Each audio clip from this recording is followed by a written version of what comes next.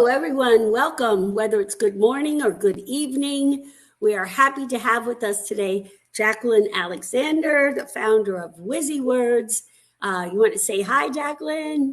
Hello, it's lovely to see you. Great to see you, Marianne. After all our efforts to get together, finally we're chatting this I afternoon. know. It's like I know you for 3 or 4 years now, so I'm glad to finally see a face and hear a voice. It's good to see you. So we hope that some people will be joining us from your computers. And please let people know that if they weren't able to get on live, they can watch us later on because this will stay posted on the Facebook pages. So let's tell you a little bit about Jacqueline and who she is and what she does. So let's see. Jacqueline E. Alexander has 2 boys and is UK based.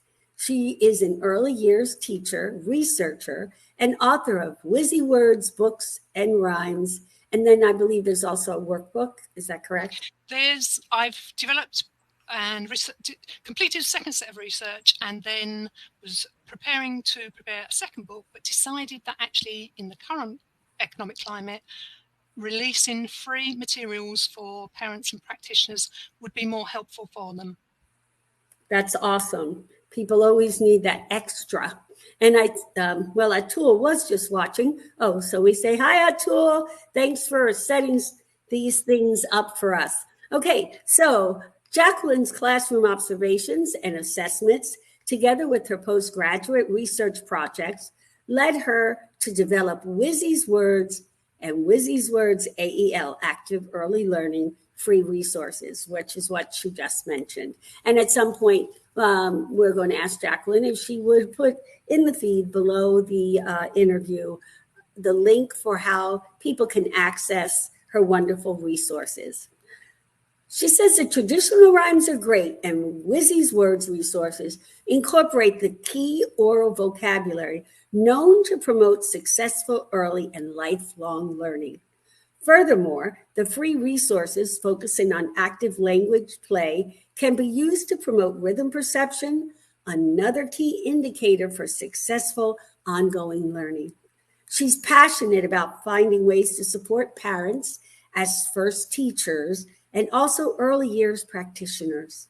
In promoting infant and lifelong learning outcomes, Baby Talk can be seen as the start of this early learning journey. And Jacqueline, that is such a beautiful background to have, and what a wonderful job description. Well, I have to credit you with delivering it in such a nice, positive frame as well, because it does really encapsulate what all my work is about. And as we're going to discuss, quite how those building blocks are put together. Good. So let's get started with my first question. You are always so positive and passionate about WOWkids. Did this passion come from working with your own boys, or was the passion always there? I suspect that my current passion and positivity has always been there. I think it's been hiding for a few years. And, I myself have 2 very different children. So when I had my children, I was looking at how I could meet their needs. And I think that also led into how I moved on into teaching and my research and how I've used it. I always believed I was going to be a teacher. All as a child, I thought, nope, that's it. I played teaching. I did all the things that I was going to do. And I really felt that was me. And then I left school. For lots of reasons, I actually underperformed quite badly, I would say, or in quite a major way. But I think that's fed into what I do now. So actually, when I went into a finance background, I enjoyed it and I made lots of lovely friends and I was very successful with it. But all the time I was working in finance, I was working voluntarily with children. And I think that was always growing and growing. When my youngest child went to play school, I decided to go back to school. And that's when it all started. I studied for a bachelor's degree in psychology, and I actually chose to extend it to incorporate more child development study. And by doing that, that gave me access to become a member of the British Psychological Society. And by doing that, I could actually then work on carrying on with my research in the background, because what I did after my bachelor's, I went into teaching. I did my postgraduate certificate of education and completed that. And I actually chose to go to an EBD school, a school or a residential school for children with emotional and behavioural difficulties. And I think, you know, as I've discussed with you in the past, I think it chose me. I think I chose it, but I think it was the other way around, really. And I think that was the start. So I went on to go into teaching. And what I was finding more and more and more, though, was that the passion I had for this and the ongoing thoughts on it, I was looking at the children, looking at what was happening, and I just didn't feel that we were meeting their needs the best way we could. So, although I was teaching full time, I decided it would be a good idea to teach full time and go and complete my master's. So, I did a master's in psychology. Why not? Exactly. And I really overloaded myself, really very, very badly, to be honest. We've all done it in our lives, and I did it. And I was teaching full time, and I'd come home from work and I'd be studying and studying and studying. It's the only time I could do it, and keeping the boys ticking over and doing everything for them as well. And again, I actually focused on early child development, and that became my focus.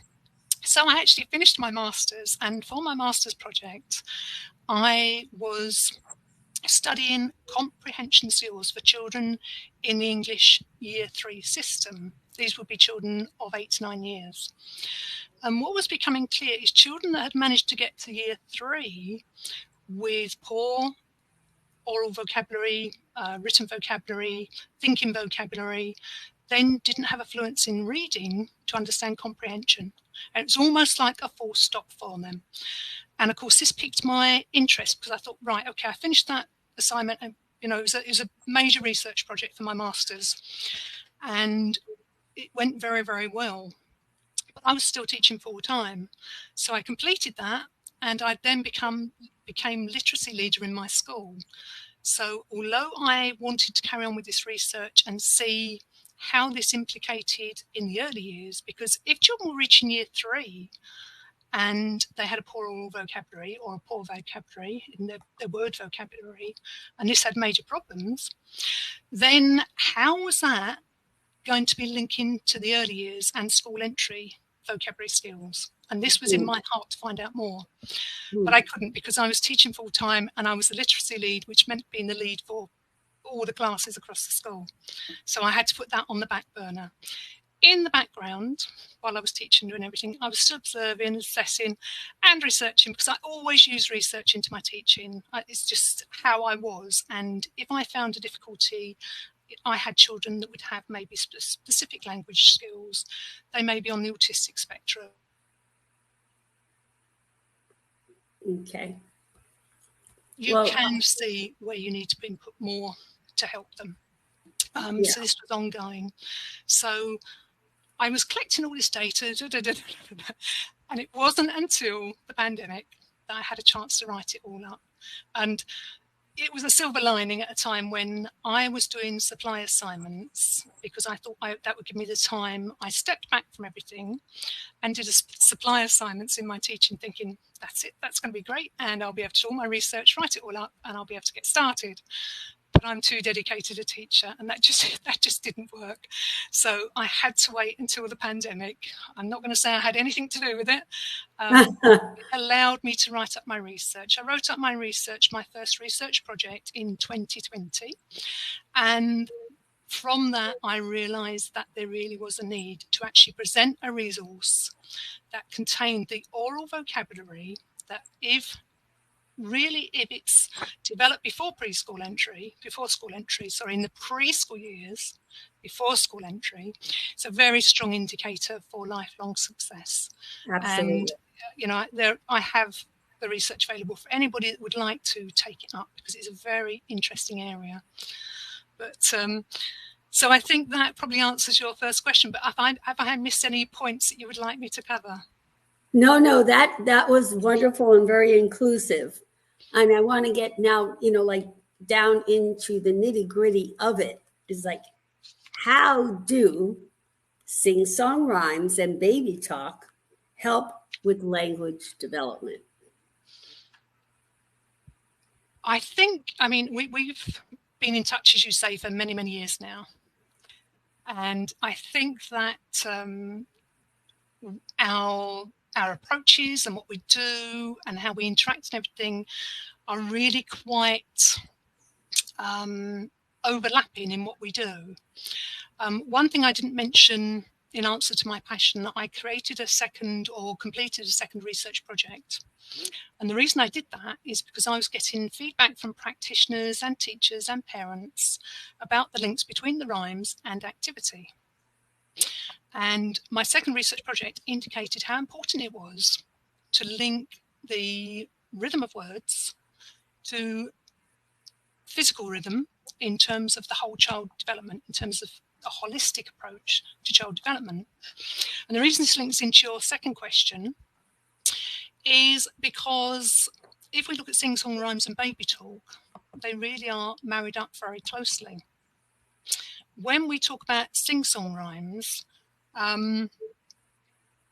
if we are developing a bond between the infant and the caregiver, then what we find is that, first of all, the baby talk is the bonding bit, and then it's followed by the sing-song of the rhymes that we can use with them.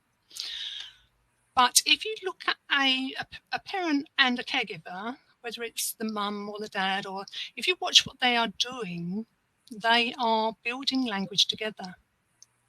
And the baby talk can really be seen as the first brick in the wall for connecting to the next level.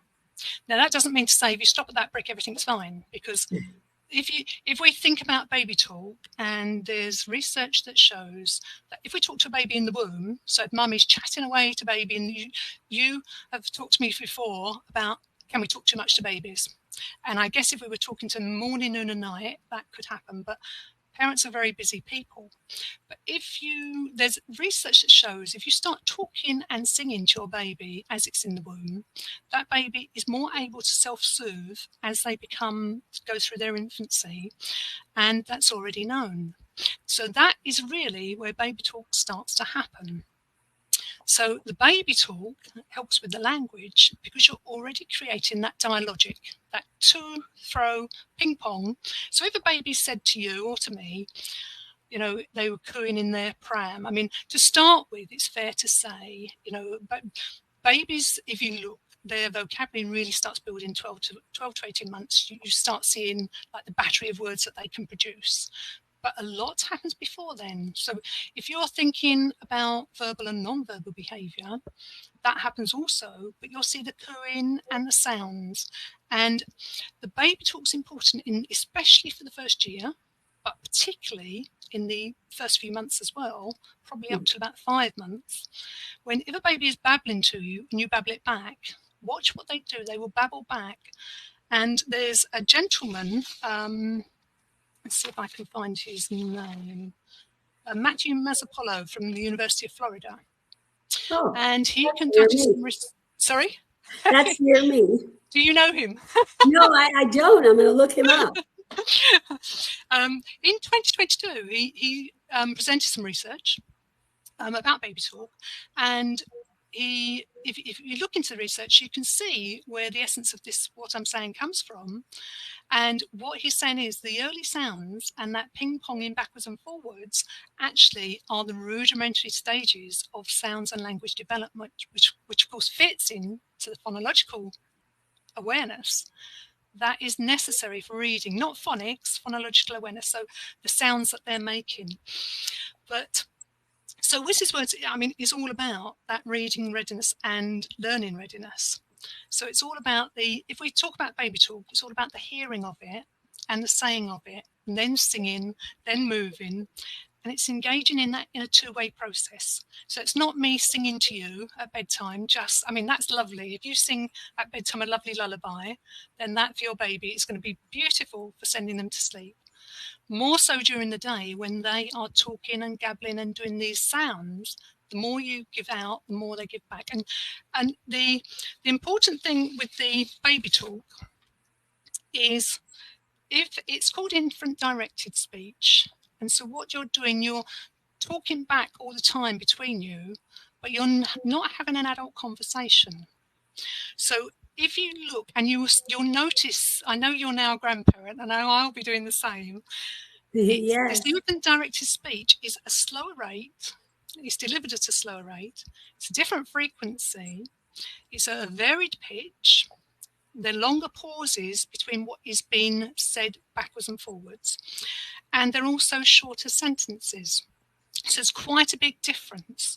Now, the interesting thing, and this, you will like this also, because what happens is the child moves on from infant directed speech to adult directed speech, probably depending on what their environment is. And this is where the parent, carer, childcare provider comes in, because whatever the exposure they have to a language-rich environment will be a big factor in where they are heading.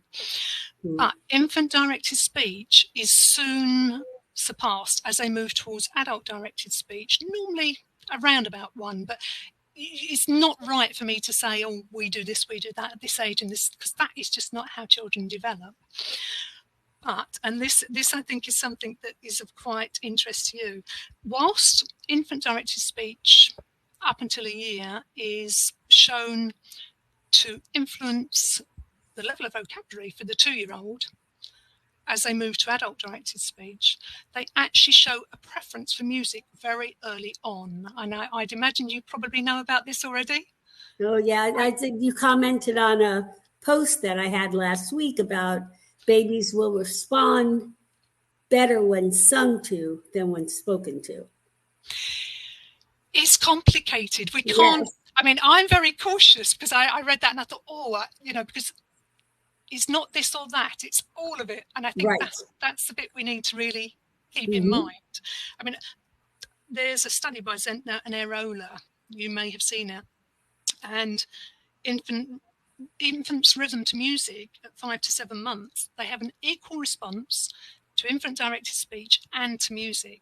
And they've shown this by studying and observing babies are born with a natural innate rhythm.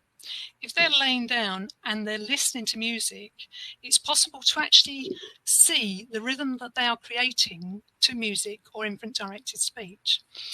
And what is interesting, once they move on to 9 to 12 months, they prefer to actually listen to the music, and they're gradually moving on away from that. So music and a regular sound is of more interest to them at 9 to 12 months than speeches. So, my Witty's Words is not about teaching a child to read. It really isn't. It should be a fun language playtime. You might be painting with you might be painting a tree. You might have music in the background and be moving to the music. You might be dancing to the music. My work is all about putting in place the things that will lead to reading and learning. I do have children that are using my book, Wiz's Words, to support their reading. They are children, obviously you're going to have a range of children. And for some children, because my book is set out with a rhyme and keywords, the children are able to then use their own reading, search and fun games within the book. And that's great.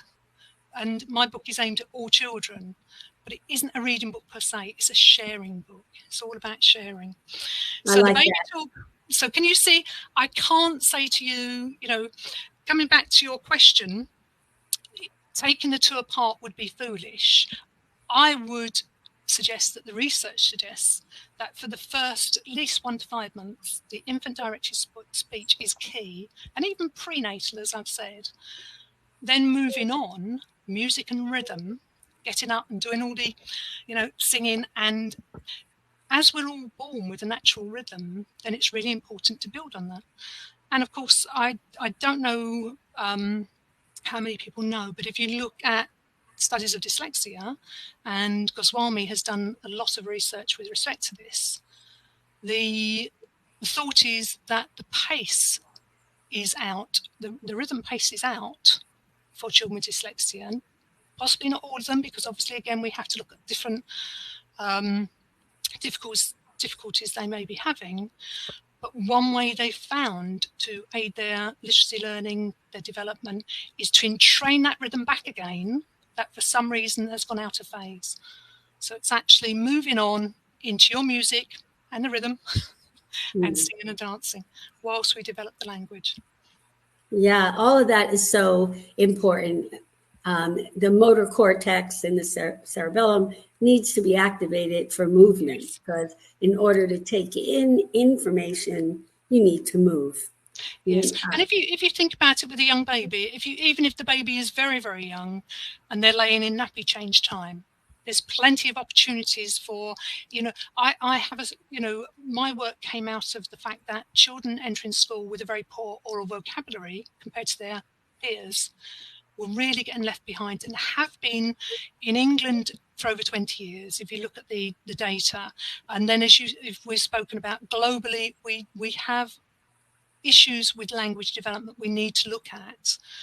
So that's where my original stance came from.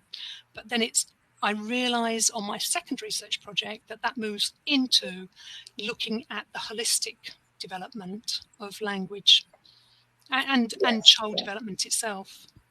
Exactly. And I want to take a moment here. I don't know if you are aware that Atul Tyagi has started a program in India called Baby Academy. And it is to educate the children, well, not the children, the parents for children, in that group, that there is so much more they can be doing with their babies. So with that in mind, what are some of the things that you could say that would be helpful to all parents, but that Atul could use too in his promotion of this program? Why is it so important? And you touched on it a little bit, but why is it so important to begin talking to your baby immediately, even if in utero? I had posed the question in a workshop I did on Friday, bouncing babies to the beat, which you probably would have loved.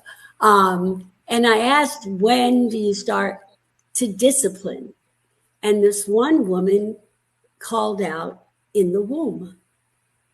And I thought that was interesting. And she said, well, if discipline is leading with love and helping a child to self-direct, then when your baby in the womb is acting up, you want to calm them. And you could do that by laying your hand on your belly and singing and talking to them. Some people start reading books, but it is that early. And it absolutely is. And you're so right to emphasize the need to, and you're right with baby in utero, if you are gently stroking baby, then they know they're safe. If we meet their social and emotional needs very early, we are already starting to bond, and that's important right from day one. If we look at there are a lot of studies on the neural connectivity of the baby, and obviously that doesn't start, one of my biggest things is I see a lot of research that tells you what you can do once a child's in school. Now, when I've looked at the interventions, children are identified at 5, they've gone into school and they're behind their peers at 5, then at 6, then at 7, and so on and so on. And interventions have been put in place to support these children. But when I've examined the opportunities for them to fill the gaps after school entry, they very rarely Sorry. Still there. Sorry, I wasn't sure. There was a little bit of a strange noise, so I didn't know Yeah, I'd lost you. So we cannot, you're so right to emphasize the need to start from day one. And we're building on the natural neural network, which already has its own rhythm. And the more we build on that from the start and talk, I think talk is neglected. I don't know if you've seen, but in the United Kingdom at the moment, in England, the term oracy has come back into fashion again. It never really went out of fashion. We're talking about speaking and listening and talking. Now, that really is the nub of what you're saying. We should be doing that all the time, not 100% of the time. Children and parents are very busy. Parents need their me time. children need their me time. Their me time might be painting, singing, dancing. It could be anything. But during that time, they may want to do self-talk, which is useful. But I think they need to hear language, to be able to speak language, to be able to share language, and to build on the relationships that brings to them. But if we neglect it, I think we see quite clearly in school what happens. And I think one point that is missing, and I hear it, the judgments on teaching and parents. And I think if teachers and parents don't understand, then actually we have a role to help them and support them, not to make judgments on them, but to find a way to help them. Some of the research that I looked at was stating that practitioners lack the confidence to deliver musical programs in a singy-songy way. And that misses the point, because I'm not a musician. I'd love to be a musician. I haven't got time to do anything else. But I never missed a chance to make my teaching as singy and songy as it could be. And I don't come from a musical background. So that doesn't mean to say that I have to say, oh, well, I'll miss that bit out. Meant I had to work on it harder. But if you came into one of my classes when we were doing percussion, we're making rain noises or rain songs, you probably wouldn't know that I wasn't a musician. We can help people and build their confidence. Yeah, well, Howard Gardner says music is the first of the multiple intelligences to open it up. Yes. And we all have rhythm from when the fetus has its first heartbeat. Yes. That is the rhythm that leads us throughout life, right? So the rhythm of the language is so important to the babies.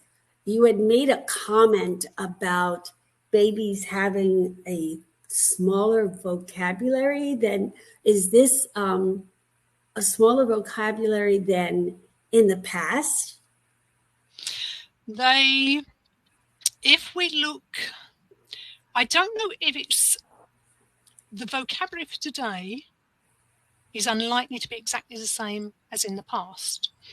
When I looked at the teaching materials that I was using when I was researching, I realized that we deferred to written word frequencies, and often children's books and resources defer to written word frequencies. If you look at oral word frequencies, spoken English, then they are not exactly the same.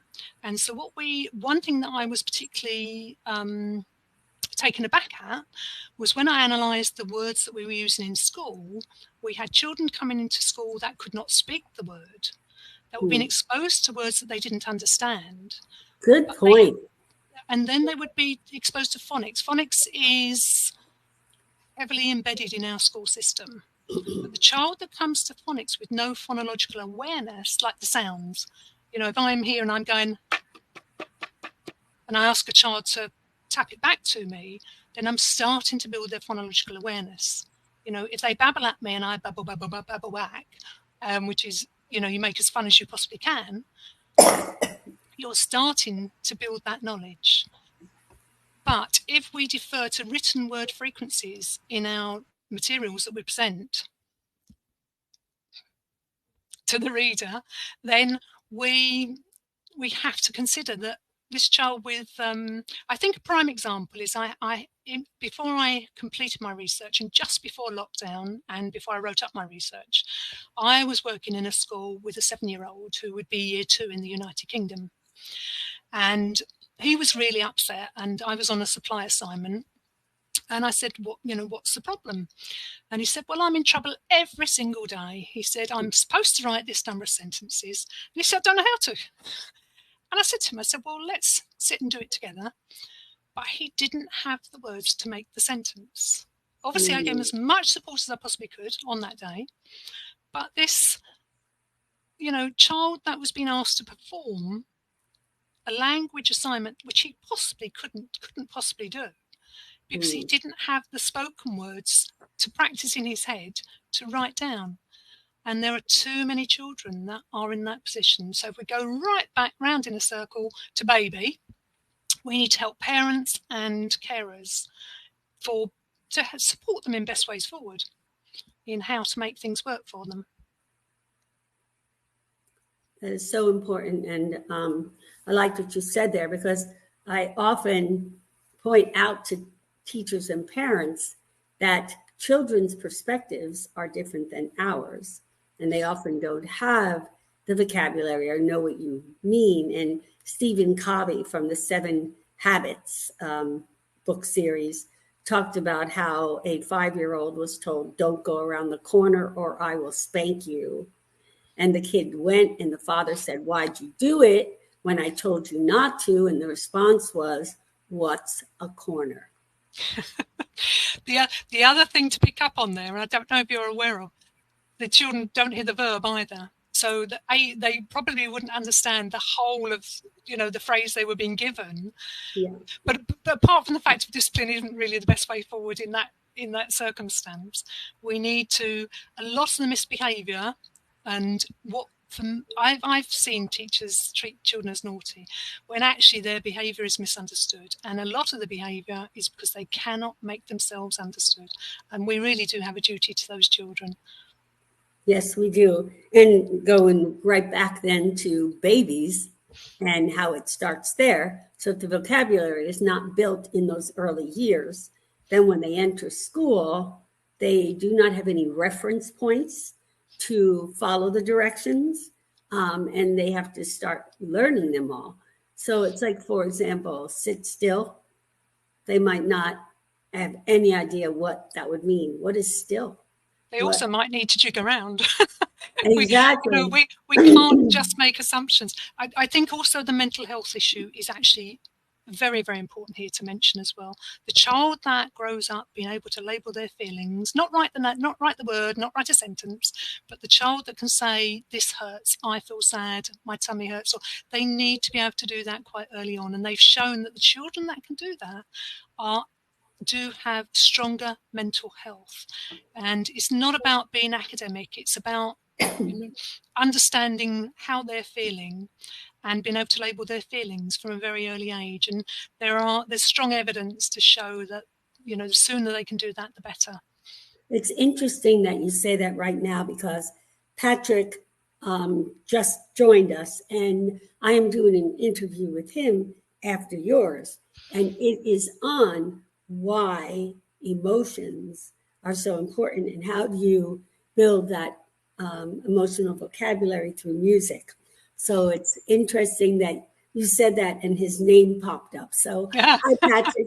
Thank you for joining us. Please, if you share input, you may do so. And if you have questions, here's a good person right in front of you that you could ask. And I just think the important thing is looking at the whole child. I think, there is the danger that we're looking at, language or music or craft or art, and I think we need to look at the whole picture and how that all fits together. And I think our curriculums, particularly I would say in the United Kingdom, in different areas, have become too formal. And in doing so, the child that needs more bouncing around for longer, their behaviour is misinterpreted, and actually they just need more physical. We need to look at different things for them. Yes, we do. All right, see if you can see Patrick's comment. Well, of course, we like to mention you. When people join, we like to acknowledge them and thank them for joining us. We're going to be wrapping up soon, so I want to get into it's important to talk to the baby. And people might get a concept of, well, okay, so it's tummy time, and we put the baby down and we look at them and we talk to them. Here's a ball. But actually, it is even healthier, easy, more important to talk to them as we go about our routines. Like, Mama's giving you a bottle now, and here we go, because you are hungry. You want to eat. Here's your bottle. And to make sure that we say bottle. Well, I'm not sure if in the UK there's another word, or it even could be Mom's going to put you on her breast so that you can eat now. And not to say baba. but use the real word. And so we point out things when our daily routine, we're outside, we're going for a walk, you're in your stroller, we call them here, but I know there's a different word in England. And look, there's a bird. Let's look at the bird. So that's important. And there's a lot of stuff in this question. See, you taking notes, good. Because is there such a thing as talking too much? Does the baby need some time just for quiet? I think baby probably does. I think if you, again, I would take an example from school where I find or have found that the opportunity for the to and fro in between the child and the adult and the child and the child, quite often that just is not given its true space nowadays. So, and I think in the home, I think that can often be the case. So rather being, every opportunity, bath time, tea time, dinner time, lunchtime, playtime, in the garden time. Oops, something's come up. Let me just. Something's come up where? It's all right. No, it's gone. It's a bit strange. That okay. No, it's okay. And I think for parents, they need to probably not consider over talking to a child, because when they're busy, they're not going to have the opportunity to be talking to their child too often, I believe. And I think there's so many opportunities across the day they should be talking. I think, again, some of my research has indicated that a lot of time is lost to mobile phones. Oh, yes. Yes. I know it's a bone of contention for some people, but it's part of our world. And we have to factor it in whether we want to or not. But I do feel that the chances of children being spoken too much in our technological age are probably very unlikely. So I think every opportunity should be taken for chatting, and it is that chit chat. I think in terms of speaking too much, it's probably more likely you could speak over a child. I'm just reading this comment, which is interesting. It should have limited opportunity to speak to the child because they should listen to their child and listen to their words and actions. Yes, I think that's what that's picking up on is you say, you listen, I say, you listen, and the to and fro. It comes back to the dialogic thinking of listening, waiting for a response, and going backwards and forwards. It's not about the adult talking at the child, talking to the child. It's about a two-way conversation.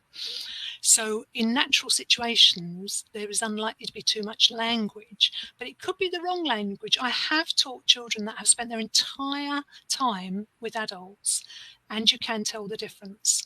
And it's not that adults are bad for children in terms of their language. We want to extend vocabulary. We don't want to say, oh, well, you can say it, so let's stay there, because unfortunately that's something that practitioners have been shown that with simple rhymes, that if they're not confident to go on to more challenging rhymes, they're not stretching the children's vocabulary, their rhythm learning and moving on.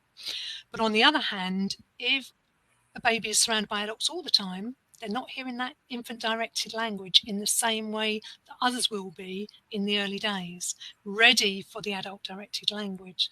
So it's coming back to the dialogic of your turn, my turn, and we should be listening to the child, and we should be responding, and we should be acting on what they're saying. If we're actually listening actively to that child, it's not about us, it's about what they're giving us.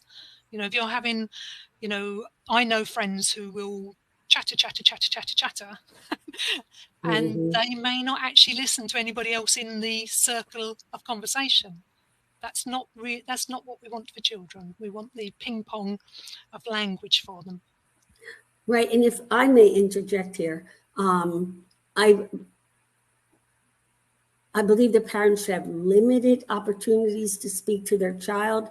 I'm thinking maybe that's just phrased differently, because I think maybe it could be that I've been misinterpreted. It could be that it's a reflection on how I said something. It's a possibility. I don't think so. I think, though, that maybe the not realizing that definitely there are times when we as adults talk too much and don't listen to what the child's saying. And I believe that's what this point is in reference to. However, we are talking about children that cannot speak yet.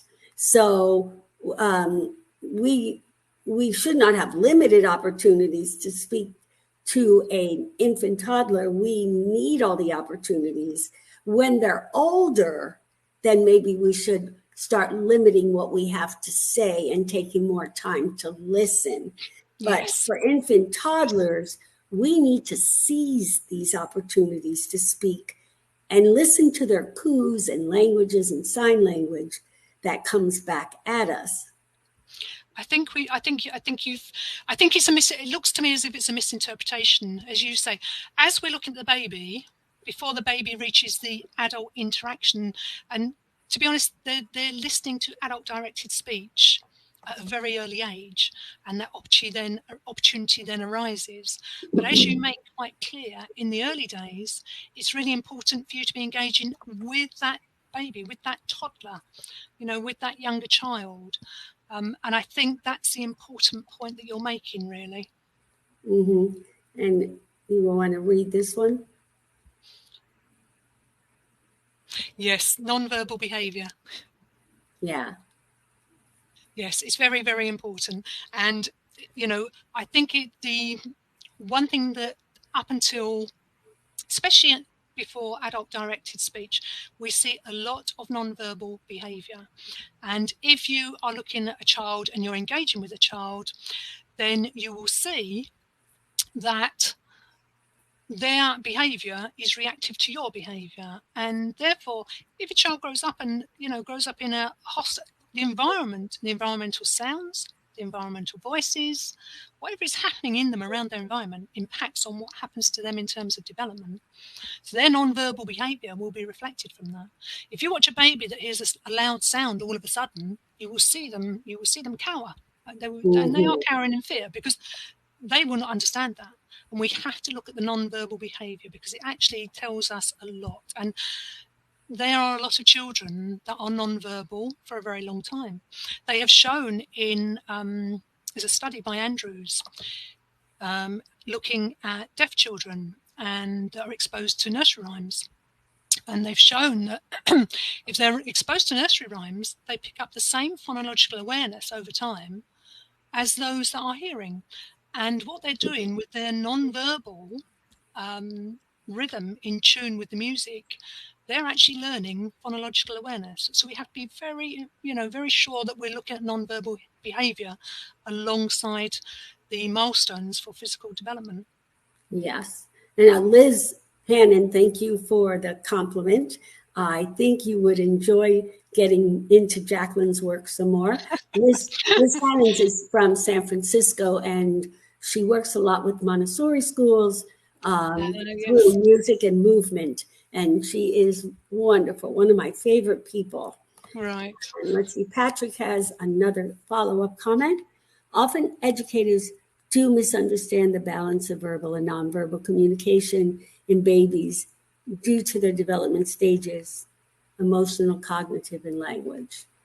The only thing I would add to that is there's a lot of misunderstanding of verbal and non-verbal communication in the early years and beyond. And the child that hasn't had their needs met in the early years then goes on to carry those difficulties ahead with them. So if we can actually look at it I get very frustrated when I look at different things where the early years are not given due consideration and we don't look at the bit from 0 to 5, because I really think we should do.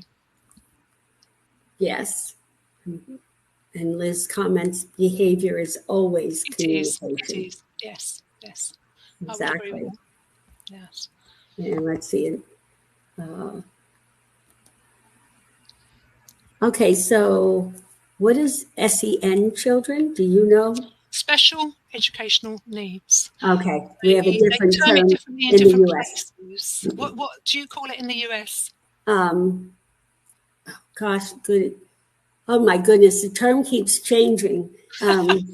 Special needs. I think we just do not have the E in the middle. We change ours as well. So SEN, it isn't always SEN. There can be different terms for it, but right. it is a blanket term, so it's I quite think useful. that the newest term now is neurodivergent. Yes, and neuro differences, and they're very, very important. And I do have a number of children that are working with my book Whizz's Words, and they are on the autistic spectrum. And the reason they find it helpful is because I'm sure you would have noticed this, but if you have a child that I'll say can't settle, but there are ways to settle children, but music and rhythm and rhyme, it's so repetitive, so simple, that it's very easy for them to pick up on it. And if you start, I've found when I've worked with very young children, I remember working in a nursery with 20 children, and 2 of them were new. They'd only just started, and I was doing a supply assignment there, and 2 of them just they couldn't get into it because they were too new and they felt so uncomfortable. And so we made a great long snake, and we danced and did the conga and made animal noises, and they couldn't resist but come and join our line. So you find ways. So I think with neuro differences, we need to look at different ways of doing things and find ways to help them in the way we help every child that feels left on the outside. Yes. I see you reading it. Totally agree. And I don't think, sorry, carry on. You know, that's what I am all about. That's Yes. why I wrote the book, The Building Brains with Music, all about how it starts from the very beginning. And on my YouTube channel, there is a TEDx talk on the topic. So if you haven't seen it, please give a listen. It's short. It's about 12 I tried to minutes. access it and it wouldn't let me access it recently. What? I'll go back. Yes, I tried to access it and I wasn't able to. So I shall go back and have another look and have another try. I'll try to get that. I think one thing we have to be careful of, the comment is music, dance and rhythmic activities are always supportive for special needs children. And of course they absolutely are. But physical movement is supportive for all children. And whilst a lot of my work comes from the special needs background, I am fully on board with how we adapt it for all children. And I think if we set children aside outside of everything all the time, then we don't blend them together. And I think we need to do a bit more blending somehow. Yes, we do. It's not easy. I've been at the front of it, so I know, but we really need to look at better ways forward. Yes, I appreciate it. And I appreciate your time. I think we would love to have you back on again for some more follow-up if you're willing. I think that anyone that has a child that is birth to 3, this is a wonderful interview to listen to. I appreciate it and want people to know how they can get access to you. Can you tell us how people get access to your books and your materials?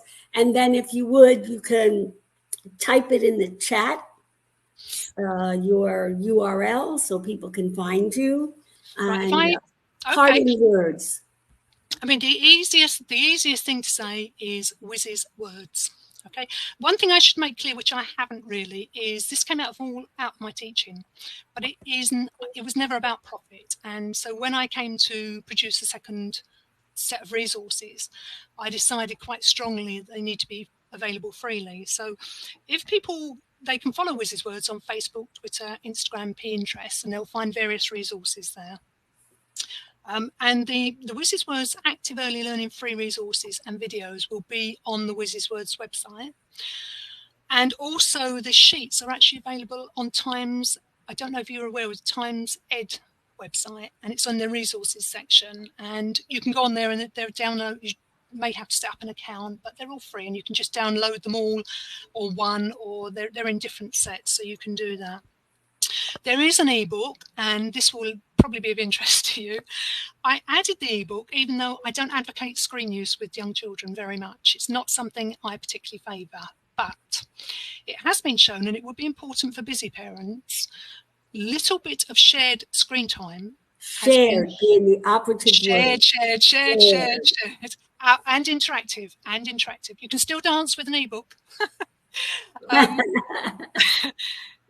it's shown to enhance vocabulary skills and language skills going forward, but it's not about giving a child a screen and saying, there you go.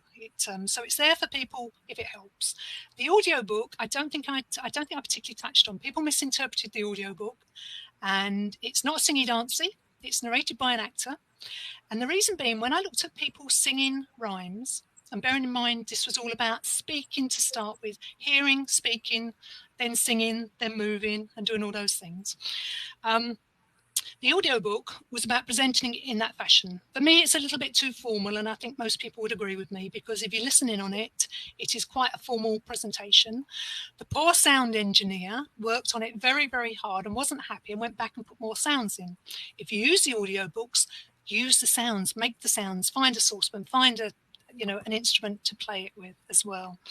Okay, so the audiobook is there, but it's not a sing-along. It's actually for presenting language in a clear fashion before then singing and dancing and moving.